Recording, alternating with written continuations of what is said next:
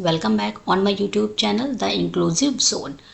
तो जैसा कि आप सभी को पता है, हम न्यू एजुकेशन पॉलिसी 2020 की सीरीज़ को डिस्कस कर रहे हैं, जिसमें हमने वेरियस टॉपिक्स ऑलरेडी डिस्कस कर लिए हैं। और आज के वीडियो का जो फोकस पॉइंट है वो रहेगा हायर एजुकेशन अंडर NEP 2020।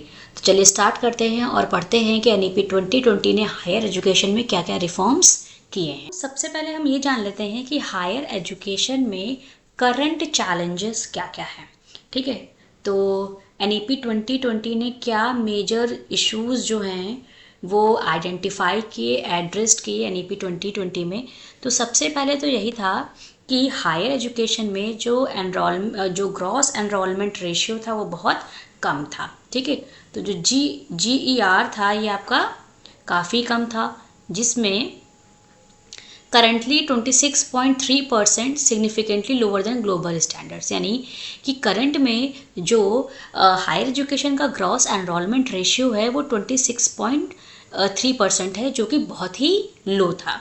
उसके बाद ये आइडेंटिफाई किया रिजिड एकेडमिक स्ट्रक्चर, कि जो भी हमारा एकेडमिक स्ट्रक्चर है, जैसे कि अगर जो हम बात करें डिग्री की, डिप्लोमा की, सर्टिफिकेट की, तो उसमें बहुत रिजिड थे, है ना, वो बहुत रिजिड था, उसमें फ्लेक्सिबिलिटी नहीं थी, limited flexibility in course choices and career transitions, है ना, कि हमारे पास चॉइसेस कम थी। तो ये एकेडमिक स्ट्रक्चर में रिजिड था। ठीक है, तो ये एक इशू NEP 2020 ने एड्रेस किया। दूसरा है इनएडिक्वेट रिसर्च कल्चर। रिसर्च में इनोवेशंस कम थे, फोकस कम था। देन था fragmented higher education system, multiple regulators causing confusion in inefficiency. जैसे कि आपको पता है कि हायर एजुकेशन के लिए बहुत सारी बॉडीज़ काम करती थी। ठीक है, तो ये इससे होता क्या था कि जब अलग अलग या मल्टीपल रेगुलेटर्स काम करते हैं किसी भी एक इंस्टीट्यूशन को चलाने के लिए, तो वहाँ पे बहुत सारे कन्फ्यूजन्स क्रिएट होते हैं। फिर है limited interdisciplinary learning. Interdisciplinary learning में लिमिटेशंस थी, एम्प्लॉयमेंट में गैप था, है ना, स्किल्स जो है, जो आपको पढ़ाया जा रहा है या जो नीड है आज के टाइम की जो स्किल्स चाहिए, उनमें बहुत ज़्यादा डिफरेंस, बहुत ज़्यादा गैप था।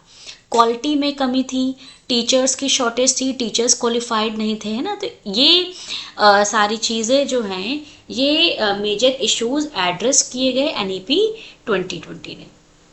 अब इन्हीं इश्यूज को NEP 2020 ने किस तरीके से दूर करने की बात की है, हम ये डिस्कस करेंगे। तो सबसे पहले अगर जो विजन या गोल जान लेते हैं हायर एजुकेशन का अकॉर्डिंग टू NEP 2020, तो इसने ये कहा कि सबसे पहले तो हमें ग्रॉस एनरोलमेंट रेशियो को इंक्रीज करना है ना। तो increase gross enrolment ratio in higher education including vocational from 26.3%, जो कि यानी कि जो आपका GER यानी कि ग्रॉस एनरोलमेंट रेशियो 26.3% जो है वो 2018 में था। ठीक है, अब NEP 2020 ये कहती है कि 2035 तक हायर एजुकेशन में जो ग्रॉस एनरोलमेंट रेशियो है वो हमें 50% करना है। BE का कोर्स है वो 3 साल का, अगर जो कोई बच्चा कर रहा है तो उन 3 साल के अंदर वो बच्चा कभी भी एंट्री ले सकता है, कभी भी एग्जिट कर सकता है ना। तो उस जो एंट्री और एग्जिट के लिए उसके पास क्रेडिट्स होंगे, उन क्रेडिट्स को लेके वो कभी भी एग्जिट कर सकता है और कभी भी री एंटर कर सकता है ना। अब ये जो एंट्री और एग्जिट सिस्टम है ये थ्रू होगा एकेडमिक बैंक ऑफ क्रेडिट्स, ठीक है, जिसको बोला गया ABC, to complete higher qualification through academic bank of credits. यानी कि जो भी बच्चा इस ड्यूरेशन में जो क्रेडिट्स कमाएगा वो credits academic bank of credits में जाएंगे। ठीक है, तो ABC के लिए मैंने शॉर्ट वीडियो ऑलरेडी बनाई हुई है, तो अगर जो आपको ABC है क्या इसके बारे में जानना है तो आप शॉर्ट वीडियो देख सकते हैं। Is it clear? तो देन हम जान लेते हैं कि जो एकेडमिक स्ट्रक्चर था, जैसे कि हमने फर्स्ट स्लाइड में पढ़ा कि जो करंट इश्यूज थे NEP हायर एजुकेशन के, उसमें ये था कि एकेडमिक स्ट्रक्चर जो था वो बहुत रिजिड था, तो उसी एकेडमिक स्ट्रक्चर को फ्लेक्सिबल बनाया गया। अब वो फ्लेक्सिबल में क्या था कि अगर जो कोई बच्चा 1 साल का कोई कोर्स करता है तो उसको सर्टिफिकेट दिया जाएगा। ठीक है, उसको क्या मिलेगा, सर्टिफिकेट मिलेगा। सपोज कि कोई बच्चा है जो बीए कर रहा है, ठीक है, जो बीए कर रहा है, तो बीए अगर जो हम मान के चलें कि वो बच्चा बीए 3 साल का कर रहा है, तो उस 3 साल के बीए में अगर जो बच्चा 1 साल बीए करके छोड़ देता है, यानी कि वो एग्जिट ले लेता है, तो उसको सर्टिफिकेट मिलेगा, ठीक है ना। तो और उस सर्टिफिकेट किस चीज़ का होगा, बेसिक फाउंडेशन कोर्स कंप्लीशन का सर्टिफिकेट उसको मिलेगा। अगर जो बच्चा 2 साल की पढ़ाई करता है या 2 साल बीए पढ़ता है और वो अपनी पढ़ाई छोड़ देता है, तो उसको डिप्लोमा मिलेगा, ठीक है, उसको क्या कहा जाएगा, वो डिप्लोमा होल्डर कहा जाएगा। डिप्लोमा का डिस्क्रिप्शन क्या होगा, एडवांस फाउंडेशन विद स्पेशलाइजेशन। अगर जो कोई बच्चा है वो 3 साल का पूरा बीए करता है तो उसको बैचलर्स डिग्री मिलेगी, है ना। Traditional graduation with major and minor options. अगर जो कोई बच्चा 4 ईयर का बीए करता है, 4 साल का बीए करता है, तो उसको बैचलर्स विद रिसर्च की डिग्री मिलेगी, ठीक है, honours degree with research development. तो ये चीज़ें आपको याद रखनी है, ये सब इम्पॉर्टेंट है, ठीक है। और ये एकेडमिक स्ट्रक्चर में, यानी हायर एजुकेशन के एकेडमिक स्ट्रक्चर में चेंज किया गया। जैसे कि जब हमने प्राइमरी एजुकेशन पढ़ा था, या प्राइमरी एजुकेशन ना कह के हम स्कूल एजुकेशन कहेंगे, तो स्कूल एजुकेशन में भी ड्रास्टिक चेंजेस लेके आए गए, जिसमें 5+3+3 4 का स्ट्रक्चर दिया गया। ठीक उसी तरीके से आपका हायर एजुकेशन में भी चेंजेस लेके आए गए, है ना। अंडर ग्रेजुएट प्रोग्राम में फ्लेक्सिबिलिटी लेके आई गई। तो ये फ्लेक्सिबिलिटी क्या थी, इज दैट क्लियर।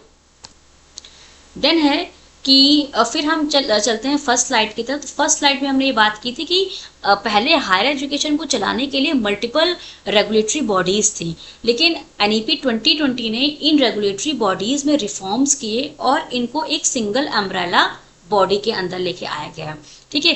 अब वो क्या था, उसको बोला गया higher education commission of India, जिसको बोला गया HECI। ये आपको फुल फॉर्म्स याद रखने, एग्जाम्स में 101% पीजीटी का एग्जाम आपका होने वाला है, उसमें आने ही आने क्वेश्चंस हैं, ठीक है।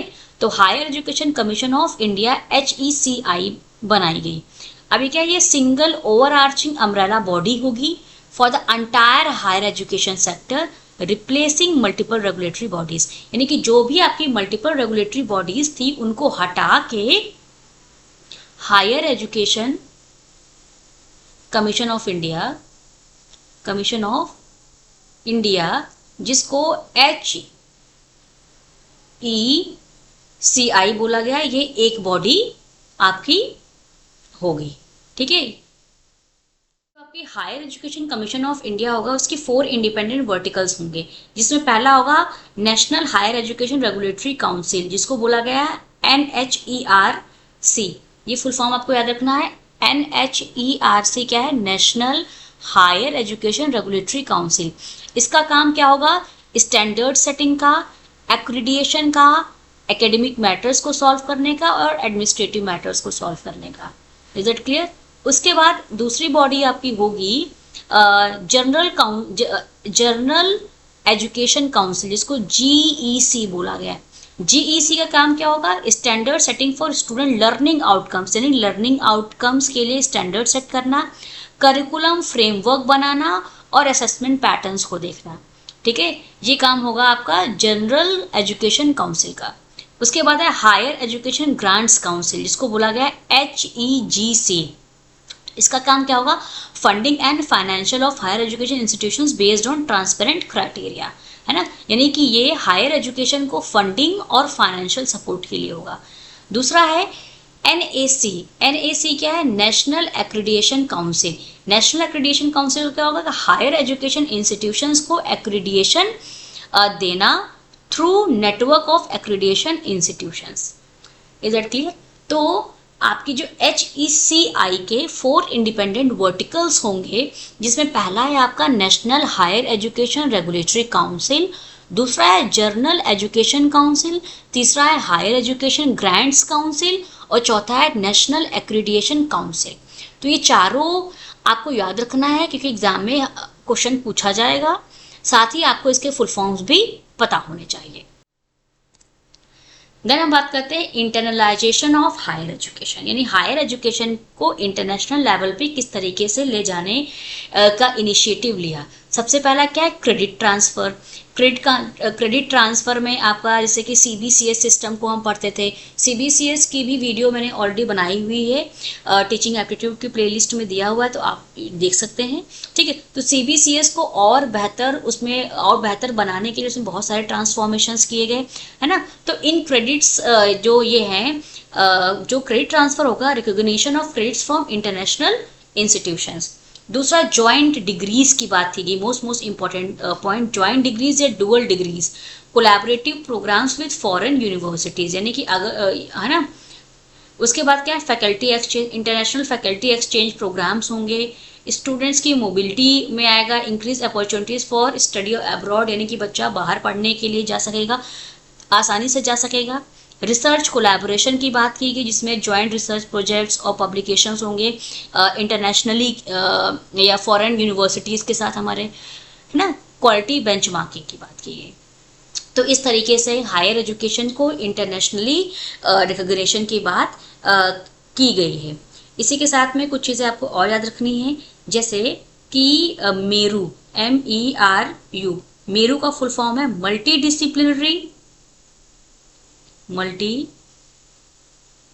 Disciplinary education and research and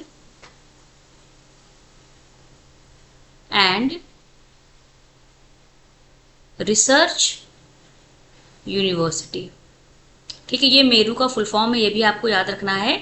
multi disciplinary education and research university setup की जाएंगी, है ना। ये आपको याद रखना है, स्लाइड्स में मेंशन नहीं कर पाई मैं, तो आप अपने नोट्स में इसको नोट कर सकते हैं। इसी के साथ 2040 तक higher education institution shall become multidisciplinary institutions, यानी एक टारगेट रखा गया कि 2040 तक जितने भी आपके हायर इंस्टीट्यूशंस हैं उनको मल्टी डिसिप्लिनरी इंस्टीट्यूशंस में सेटअप किया जाए, मल्टी डिसिप्लिनरी इंस्टीट्यूशंस में सेटअप किया जाए, ये भी आपको याद रखना है। ठीक है, तो हमने ये इस स्लाइड में मोस्ट इम्पॉर्टेंट पॉइंट ये है कि हायर एजुकेशन में डुअल डिग्रीज की बात की गई और क्रेडिट ट्रांसफ़र की बात की गई। ठीक है, दूसरा 2040 तक जितने भी हायर एजुकेशन इंस्टीट्यूट्स हैं उनको मल्टी डिसिप्लिनरी इंस्टीट्यूट्स में कन्वर्ट कर दिया जाए, और मेरू का फुल फॉर्म है आपका multi disciplinary education and research universities को सेटअप किए जाए। Is it clear? तो ये आपका हायर एजुकेशन है अकॉर्डिंग टू NEP 2020। जितनी भी इम्पॉर्टेंट चीज़ें थी आपकी हायर एजुकेशन से रिलेटेड, वो सारी चीज़ें मैंने आपको इस वीडियो में बताने की कोशिश की है। ठीक है, और इसी के साथ मल्टी डिसिप्लिनरी, इंटर डिसिप्लिनरी, इन सारी चीज़ों के बीच में अगर जो आपको डिफरेंस जानना हो या ये टॉपिक आपको पढ़ना हो, तो इस टॉपिक को भी आप शॉर्ट वीडियोस में जाके एक्सेस कर सकते हैं। बहुत ही इजी लैंग्वेज में मैंने आपको वहाँ पे समझाना है। तो मिलते हैं नेक्स्ट वीडियो में नेक्स्ट इम्पॉर्टेंट टॉपिक के साथ। Thank you.